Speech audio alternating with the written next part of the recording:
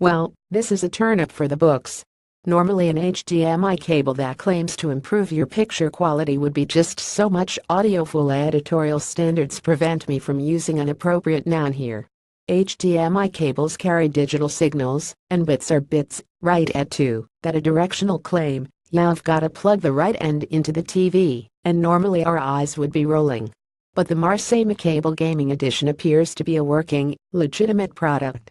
It's an HDMI cable that makes the kind of claims that we've come to expect from audiophile conmen. But there's a key difference. Marseille isn't making its performance claims on the basis of specious nonsense about construction, materials, and chakras.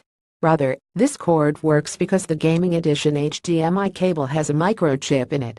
That microchip performs anti-aliasing of the signal passed through the cable. The cable is intended for console gamers, while the Xbox One X is set to shake things up a bit when it's released later this year. The consoles currently on the market are, especially from a GPU perspective, relatively underpowered.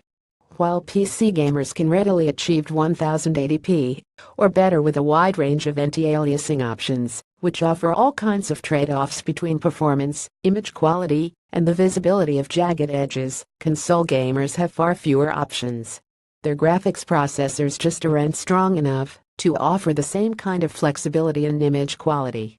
That's where the embedded chip comes in. It's an anti-aliasing chip that processes the image sent over the cable to reduce the visible appearance of jagged lines without making the picture soft and fuzzy. The chip is at the TV end of the cable, and to power it, that end also has a USB connector. PC Perspective took a look at the cable and compared it to some of the software anti-aliasing options provided on PC games.